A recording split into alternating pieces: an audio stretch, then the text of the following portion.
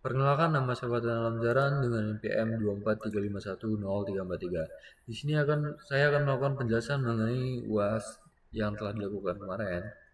Di sini ada total dengan 5 soal. Soal yang pertama itu kita disuruh membuat tabel distribusi frekuensi. Di sini untuk interval kita cari dulu dari interval ada berapa kelas. Di sini itu kita ambil dari 1 tambah 3,322 dikali dengan log n. N itu dari total jumlah keseluruhan data yang kita miliki. Di sini ada 100. Lalu 1 tambah 3,322 dikali 2 sama dengan 7,644. Jadi kelasnya kita bulatkan saja menjadi 8 buah kelas. Selanjutnya ini ada interval bawah, interval atas. Untuk frekuensi kita ambil menggunakan rumus frekuensi dan kita tinggal memblok data dari keseluruhan yang kita punya di atas dan dengan frekuensi bawahnya.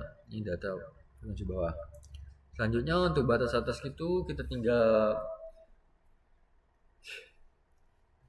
maaf ini salah, ini batas bawah.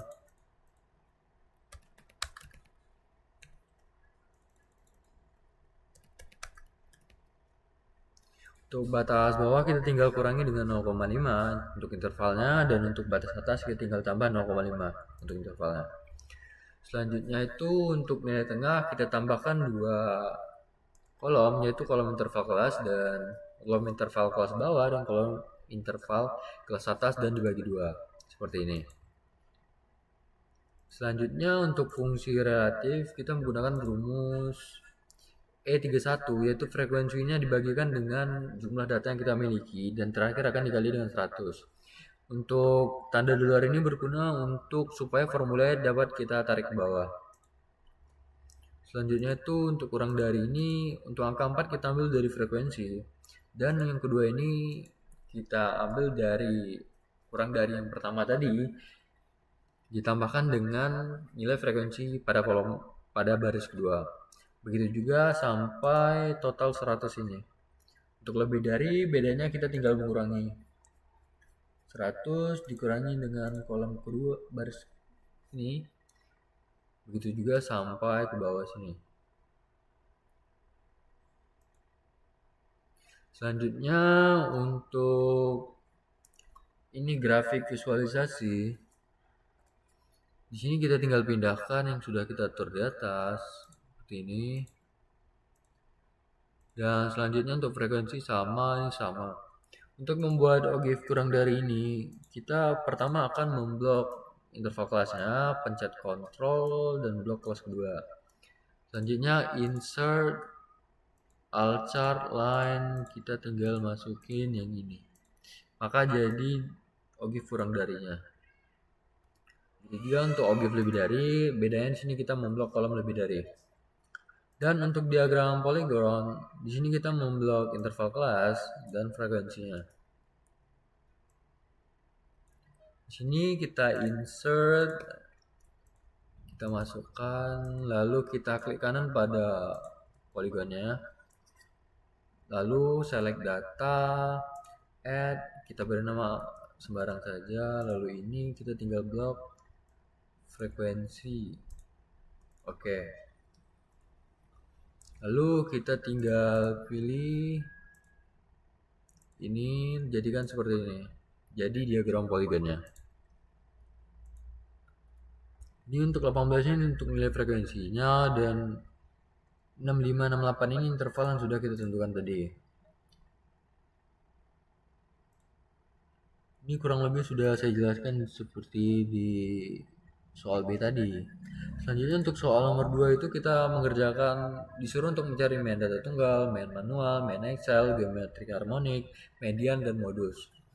Di sini untuk data tunggal itu ada main data tunggal, kita gunakan rumus average dan kita tinggal memblok nilai X-nya, kolom X-nya. Lalu untuk main manual kita menggunakan sum.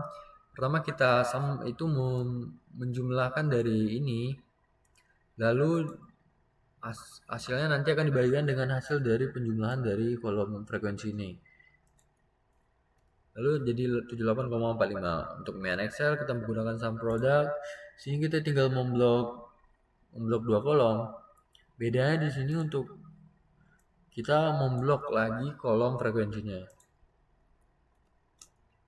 Lalu untuk geometrik dan harmonik simpel saja, kita tinggal memasukkan geomen dan harmonian, lalu tinggal memblok kolom datanya, yaitu nilai X-nya.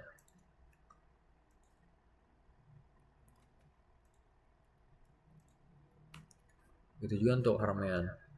Untuk data berkelompok sini kita disuruh untuk membuat median dan modusnya. Di sini untuk elo itu kita ambil dari batas interval atas dan ditambah dengan 0,5. Untuk intervalnya itu kita ambil sebelum dari nilai tengahnya, yaitu 78, 71 sampai 80. Di sini jadi 70,5. Untuk C ini diambil dari jumlah kelasnya, jumlah ini intervalnya. Di sini dari 51 sampai 60 itu ada nilainya 10 kali. 51, 52 sampai 60 itu berjumlah 10. Selanjutnya N ini dari jumlah datanya yaitu 100. Selanjutnya FM35 ini kita ambil dari frekuensi nilai tengahnya yaitu 35. Untuk ini kita ambil dari FM dari sebelum nilai tengah yaitu 20. Dan untuk median kita tinggal memasukkan rumus G25 70,5 ditambah dengan 10 dikali dengan hasil dari 100 dibagi 2 dan dikurang dengan 20 dan terakhir akan dibagi 12 dengan hasil akhir 95,5. Selanjutnya untuk modusnya ini kita menggunakan LO ini sama, kita ambil dari sini. Lalu C jumlahnya ada 10 tadi. Untuk FM 0-1 nilai sebelum modus yaitu ini frekuensinya. Dan bedanya dengan FM 0+1 setelah modus yaitu ini 30. Selanjutnya ini itu kita mau mengambil dari nilai FM-nya ini dikurang dengan ini. Bedanya ini itu menggunakan ini, ngambil dari nilai setelah modus. Dan yang terakhir untuk mod itu kita menggunakan J70,5 ditambah dengan 10 dan dikalikan dengan hasil dari 40 dibagi dengan hasil dari 40 tambah 25 dengan hasil akhir 76,6538. Selanjutnya untuk soal 3 itu kita di sini untuk membuat distribusi probabilitas teoritis.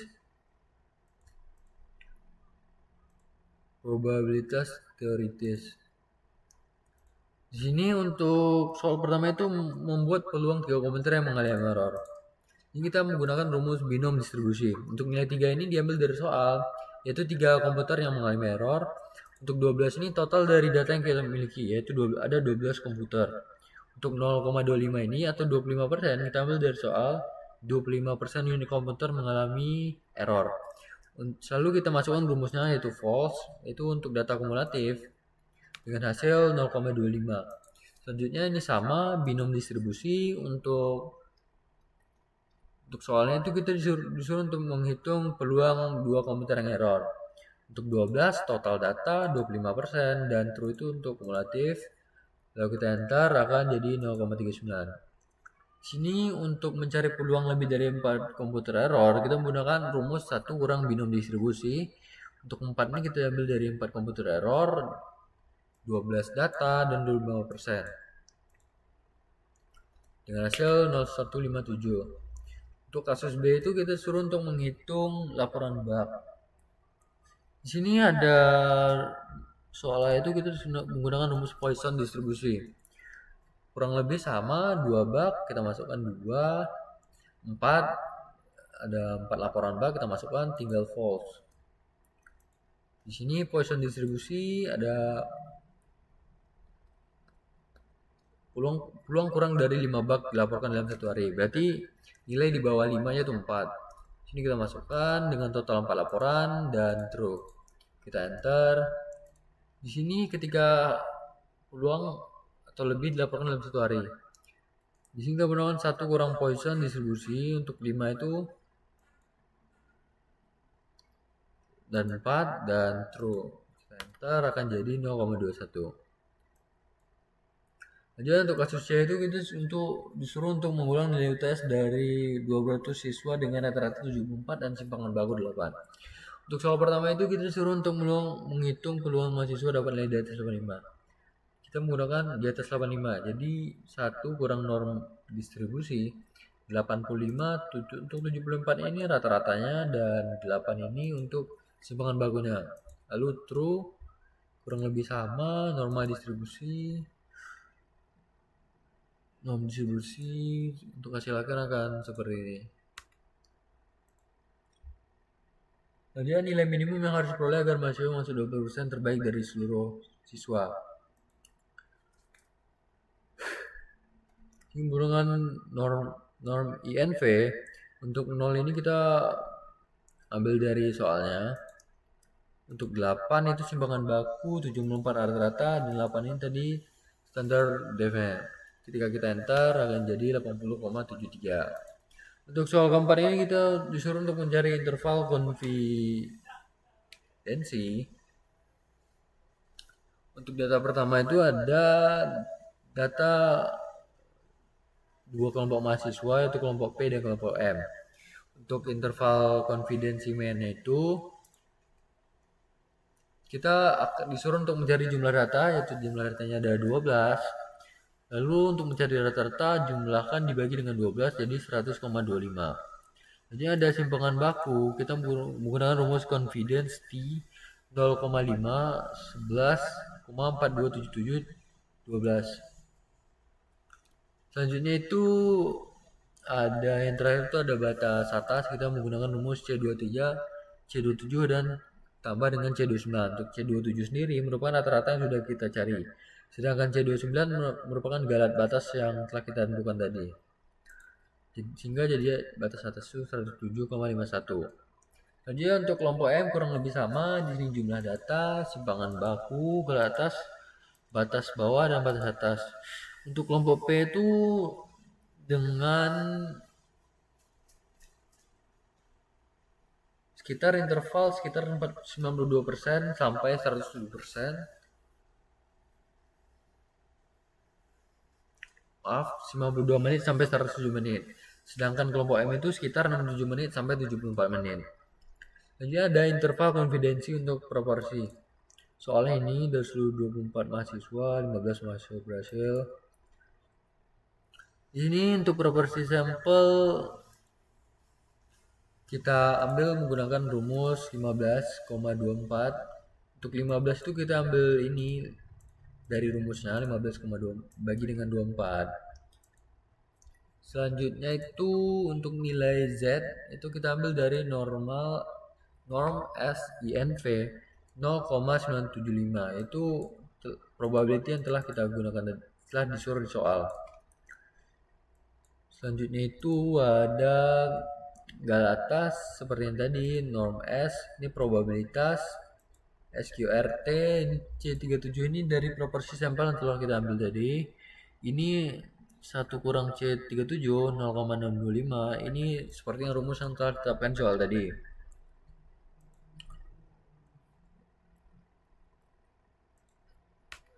Selanjutnya itu ada galat bawah, ini tinggal dikurangin, proporsi sampel dikurangi dengan galat batas. Dan yang terakhir itu ada batas atas, rumusnya sama seperti ini tadi.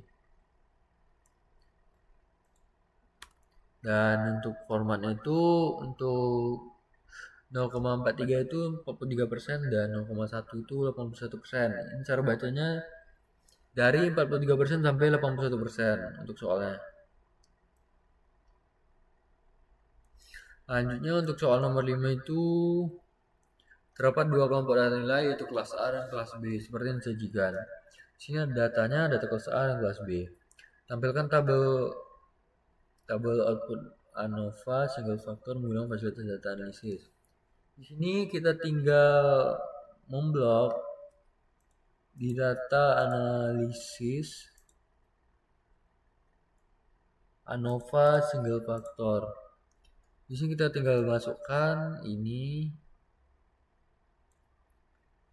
jadiin output range-nya kita masukkan di sini.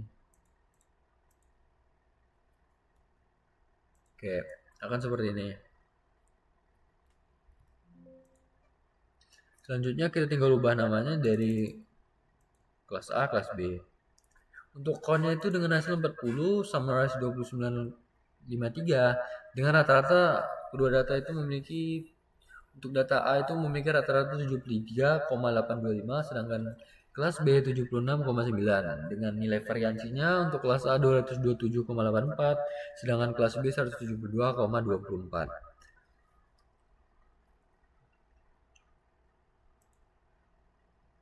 Selanjutnya ini ada ANOVA-nya dengan variation perbandingan antara kedua grup dengan SS-nya 189,11. Untuk nilai DF-nya itu 1 dengan MS 189, P-value-nya 0,333 dengan F grade-nya 3,96. Sedangkan di dalam grup itu nilai SS-nya 156, 03,38, untuk nilai DF 78,